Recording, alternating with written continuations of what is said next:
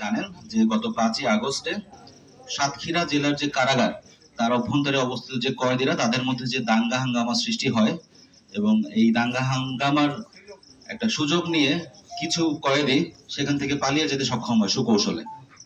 তো এরকমই একজন জেল পলাতক আসামি বাংলাদেশ থেকে অবৈধভাবে ভারতে আত্মগোপনের চেষ্টা করছে এবং সে মহেশপুর ব্যাটালিয়ন অর্থাৎ ঝিনাইদহ জেলার মহেশপুর ব্যাটালিয়নের দায়িত্বপূর্ণ এলাকা মাটিলায় অবস্থান করছে, এরকম সুনির্দিষ্ট তথ্য আমাদের কাছে ছিল।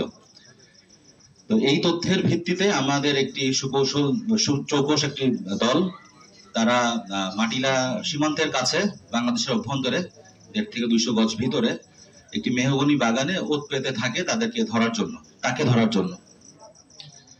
তো আমাদের যে গোয়েন্দা তথ্য ছিল তা থেকে আমরা জানতে পারি যে 5টা থেকে 5:30 বা 6টার মধ্যে তার আসলে সীমান্ত পারাপার হওয়ার কথা, কিন্তু 7টা পর্যন্ত অপেক্ষা করেও আমাদের টহল দল কোনো রকম আনাগোনা দেখতে পায়নি। এই আসামির বা এই যে সন্দেহভাজন যে ব্যক্তি তার কোনো আনাগোনা ওখানে দেখতে পাইনি। পরবর্তীতে আমরা এই ঘটনার প্রেক্ষিতে যেহেতু তাকে খুঁজে পাওয়া যায় নাই, আমরা আরো 2টি বিশেষ টহল দল আমরা নিয়োগ করি এবং সেই একই সাথে আমাদের পার্শ্ববর্তী যে বিওপি গুলো আছে সেই বিওপি গুলোতেও আমরা নজরদারি বাড়িয়ে দিই, বহুলাংশে বাড়িয়ে দিই, যাতে আমরা কোনোভাবে তাকে যেন আমরা খুঁজে পেতে সক্ষম হই।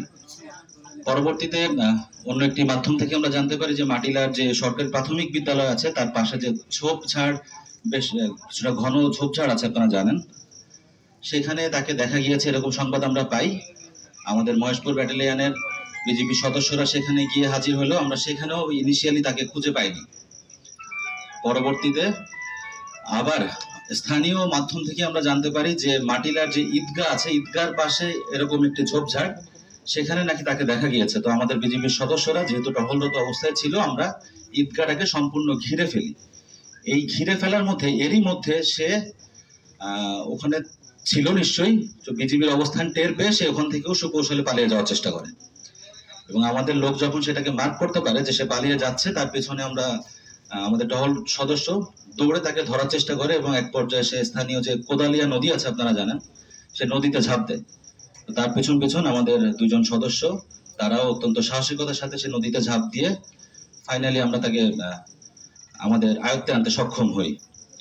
প্রাথমিক যে জিজ্ঞাসাবাদ তাকে করা হয় মাটিলা বিওপিতে নিয়ে যাওয়ার পর, সেখানেই আমরা নিশ্চিত হই যে সে আসলে 5ই আগস্টে সাতক্ষীরা জেলা কারাগার থেকে পালিয়ে এসেছেন। প্রথমে সে আসলে অনেক কিছুই স্বীকার করছিল না, পরবর্তীতে তাকে একটু জিজ্ঞাসাবাদের পরে আমরা জানতে পারি যে তার নাম হচ্ছে শফিকুল ইসলাম, তার বয়স 34, তার পিতার নাম হচ্ছে তাইজুল ইসলাম, গ্রাম মোহনপুর, পোস্ট কুশনা, থানা কোটচাঁদপুর, জেলা ঝিনাইদহ। সে তার স্ত্রীকে হত্যার দায়ে গত 1 জুন 2022 থেকে সাতক্ষীরা জেলা কারাগারে হাজতবাসে ছিল।